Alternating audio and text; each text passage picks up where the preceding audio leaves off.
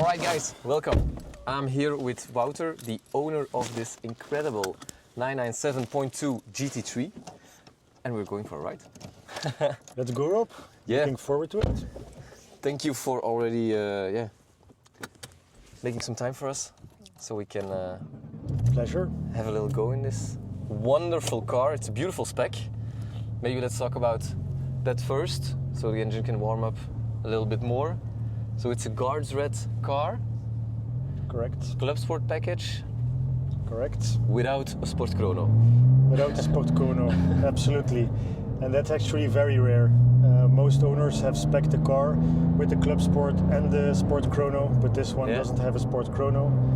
Reasoning behind it is that nowadays every Porsche has a Sport Chrono, GT3 are not, and therefore the only real distinguishing factor is the cage. Exactly. Yeah, and I do somehow like the flat dashboard because it's full leather as well. So you have the extended leather package, Yes. which makes it somehow very elegant, I'd say. It's an elegant car, an elegant sports car, track car. Elegant. It's true, because the 997, a lot of people are telling that it's like some peak 911 moment because it's still a very small and elegant car. It's not too fat in the booty. We have a lot of people who don't really look at the car either. It's a 911, fine, but nothing that extraordinary for a lot of people. So that's really cool that the 997 disappears a bit in Absolutely. in that traffic. In terms of design, is if you ask a kid to draw a 911 or a Porsche, the 997 is for me classic 911 at its peak. After they messed up a bit with the 996, although today this car is aging very well. Correct. This one they really got it right, and especially the facelift model. The 0.2 version is spot on, and that's a very distinguishing factor. Actually, it's the last GT3 without the wide body. So all the other GT3s have the wide body, and this is still the narrow body of the 911. Voila, very elegant. Yeah, exactly. Yeah, exactly. It's very, a very classic but elegant design. So yeah, and also the spoiler. Spoiler is definitely there. You notice it, but it is not too big. It's not huge. It's more discreet. But I'm not gonna say this car is overall a discreet car. I wouldn't say definitely not in guards red. Yeah, and at the end it's still a very, very exclusive car because production number is 2,500 and a bit. So it's something like very that. exclusive. Yeah. But I think we don't make that match because it's not limited or numbered or whatever, whereas all special or exclusive Porsches today are limited production numbers and things like that, but this isn't. So a guards red GT3 without a Sport Chrono is probably something and very, the Club Sport rare. package and the ceramics, that is indeed pretty rare, and that's the reason why I searched for the car over 2 years. 3 years? 2 to 3 years, over 2 years. Very difficult to find, and when I found it, I jumped on it immediately. And what was on the checklist when you wanted to The checklist buy was this? I either wanted a guards red one or a speed yellow one. Oof, very difficult. Very difficult, but the yellow ones are also very nice, but a bit more shouty. The red is kind of okay. Exactly. Yeah, that's true. And these are very rare. You do find a lot of blacks. You do find a lot of silver ones, but the red one is rather rare. Okay, so, so nice. And then you had a specific color in mind? I had a specific color in mind, and then I wanted the PCCBs. That's not a really rational choice, because the rational choice is not to take the PCCBs. Exactly. Yeah. But they are good looking. They are good looking. It's nice. That's the spec I wanted, and then the Club Sport package, and that's also difficult to find, to have and the right spec and the Club Sport package. And then I was happy when I found the car. And then mileage, obviously. It's a thing. Yeah. It's you want the reasonable mileage. You want a good history, a nice owner. Definitely with this Metzer kind of engine, you really want to check it out. Yeah. And very happy. I own the car now for, I guess, almost 3 years and a half. Okay. Not intending on doing it away or selling it. I have to say I dotted a lot between the 991.2 and this one. Because the 991.2 it's for me the only alternative you really have for this car. Yeah, I agree. A completely other car as well, so both are very, very different. But also, I think in the future 991.2 will also be peak 911, but it doesn't have the Metzger. And if you take the engine has been further developed in the 992, etc. And the Metzger engine is really the last one. It's peak Metzger, peak 911. That's true. Completely agree. And the engine disappeared. Okay, you have the RS and you have the 4-liter.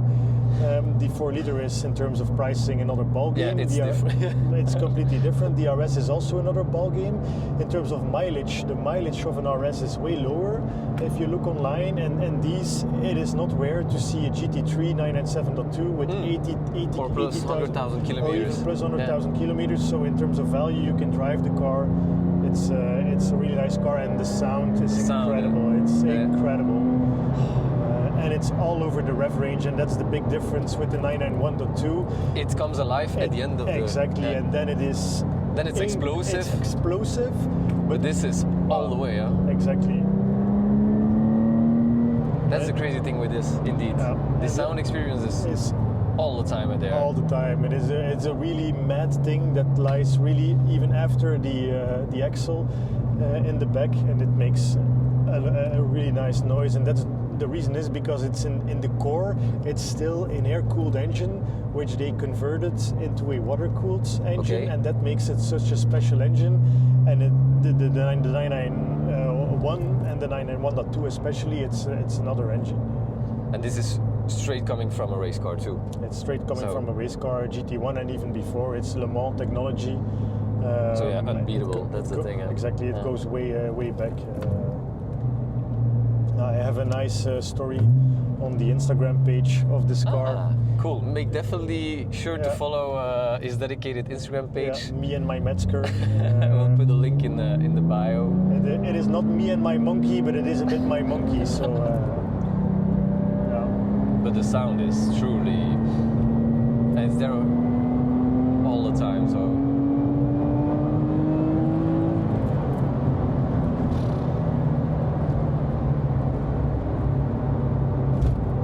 Feels so analog, you know, the steering, the hydraulic steering, the gear shifts. You feel that you're in connection with the car. Whereas the newer generations, it feels easier to drive fast with them. Whereas this, you feel everything. Yeah, it's controversial to say, but if you drive the 997.2 back to back with the 991.2, and I was happy to be able to do it. Yeah. The gear lever of a 991.2 feels like the gear lever of a truck, and I know it's not true. But if you compare it with this one, this is something else. This feels race car. Exactly. Yeah, also, the clutch, it is a pain. It's super heavy. It is super heavy. If you drive it in a traffic jam, it is a real pain. This is borderline a daily car. People that daily these cars, congrats, because that is not a daily, and that's for me basically the main difference. If you have a 991.2, that's also a daily car. That's a daily car you can take to the track, but it makes completely sense to daily these cars. Yeah, this car, that's true. This does not make sense to daily it. No. It doesn't make sense. And it's still very simple. You have just rev counter, no buttons on the steering wheel. Clean. That's something, that a lot of manufacturers have forgotten these days. Just a clean steering wheel, no big screens, just a small PCM system, and that's it. And the design of this PCM, it's timeless. There's a big difference in the 997.1. There they didn't nail it already like this one. This is really because this is similar to the ones you have in the 718 still today. So they really nailed it, and I think even in 10 to 20 years time, you will look at it and it will still look great. Yeah. The font type is really nice. The design, the buttons, yeah, absolutely. And there's no auto blip stuff. It's just you in the car. That's something I really like too. Yeah.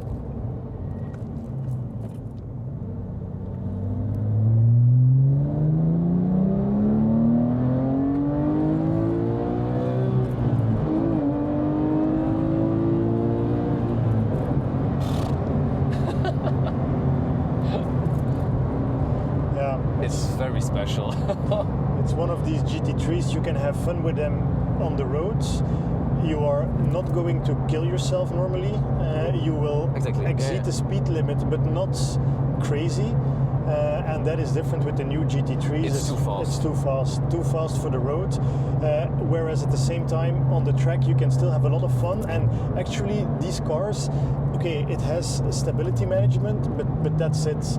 And you really, even one of the things you need to check if you buy these cars are the over revs, because you really need to drive these things. And that's also, while driving these things on track, you really learn how to drive a car, and that's different. Nowadays, Porsche, they organize very nice Porsche experience days where you can rent a GT3 RS or even a GT4 RS, it doesn't matter.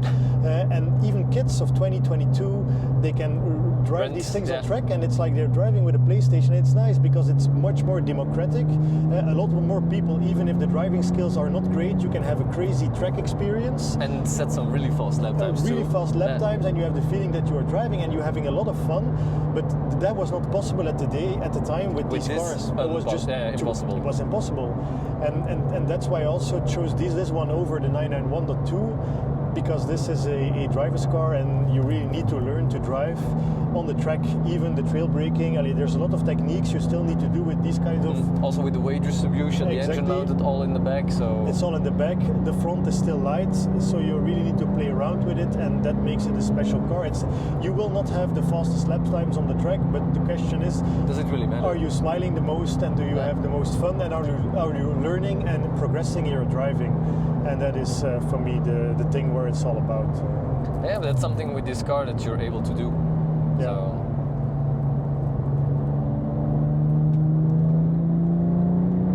And the sound keeps.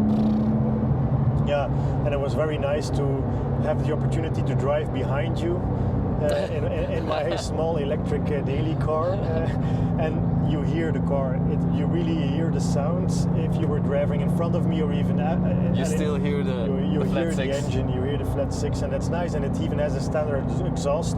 No Manti, no Dundon yet. But is an aftermarket exhaust like really necessary on this? It's not necessary. No. The only thing that I have to admit is that you have a button to the sport button to have the valves open or closed, but it's broken. They're open all the time. But that is okay. That's perfect.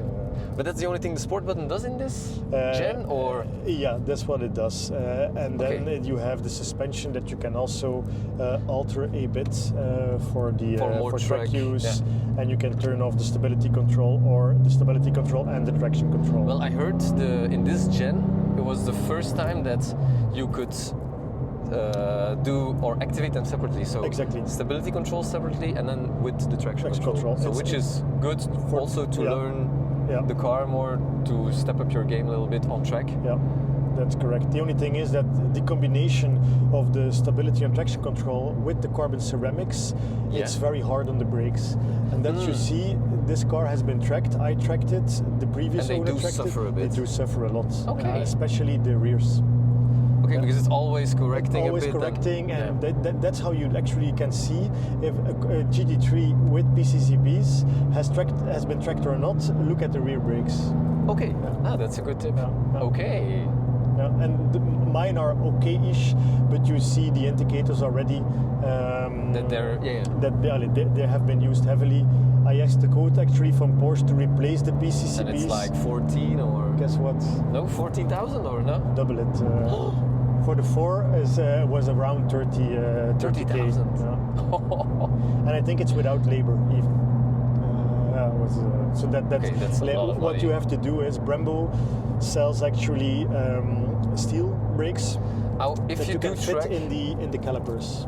Ah, really? Yeah, so you do not have to replace the calipers, obviously other pads and other brakes, but you can fit the steel ones in the same calipers. So they still look as you have a ceramic brake. Yeah.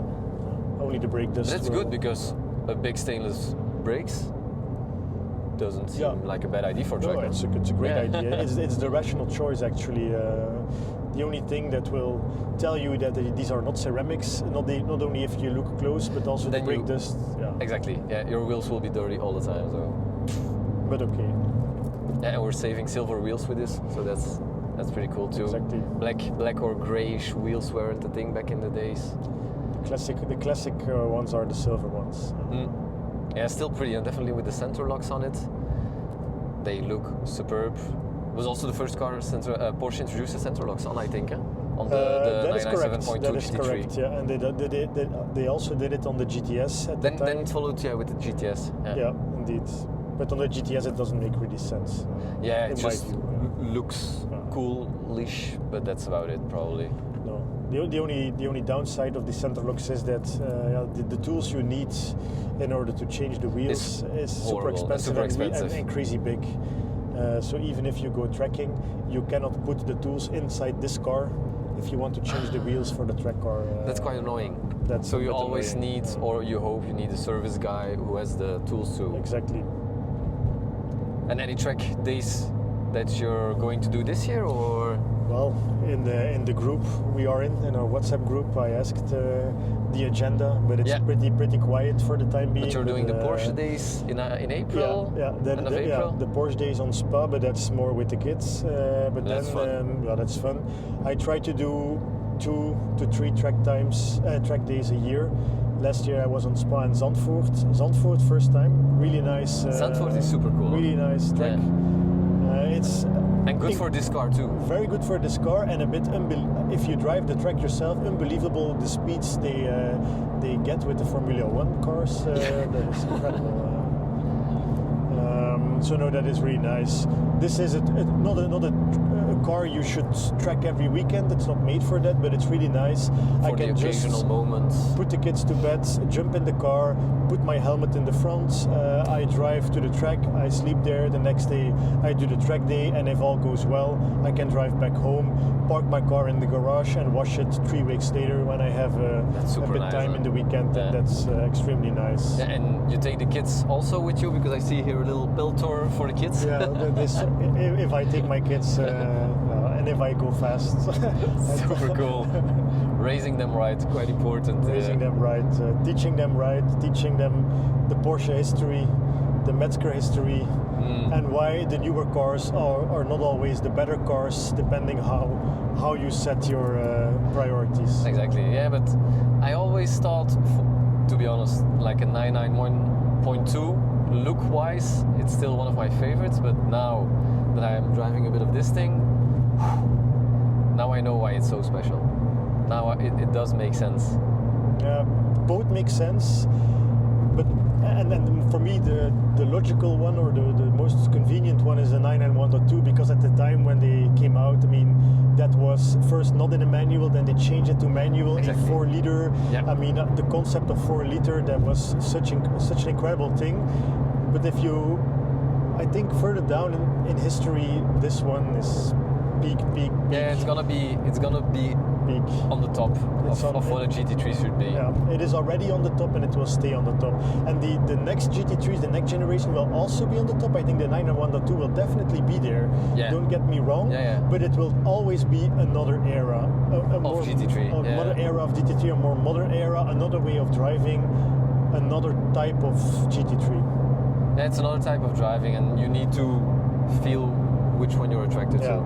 So, because prices of these used are still, I'd say, affordable is maybe a big word for everybody, but they're, an X5 costs the same. A brand new X5 will cost the same as this today, which is a bargain. To be honest, it's a bargain. It's a bargain.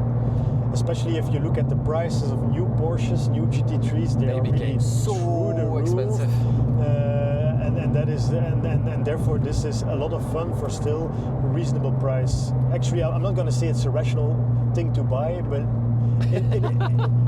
in the niche we're discussing, it is a sensible car. Yeah, true. And they're gonna hold value, no doubt at all. So no doubt.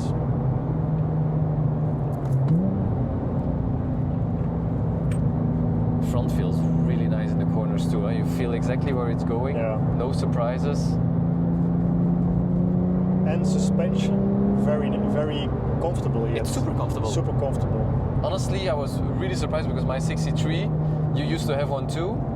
They're super hard, and that's supposed to be a daily driver, whereas this this is it what, yeah. supposed to be I a switched daily from the C63 to this one, and You're this like, was, wow. yeah, apart from the clutch, daily driving is more Awesome, huh? awesome. Yeah, it's very, and even the bucket seats, Super comfortable. super comfortable. Super comfortable. Yeah, I did already long journeys in these bucket seats, and these are perfect. Yeah, they're not too hard on the back, not too hard on the butt, so... No. And foldable, so carbon and foldable. They're foldable? Foldable, yeah. And in the US, if I'm correct, it was impossible to get the foldable ones.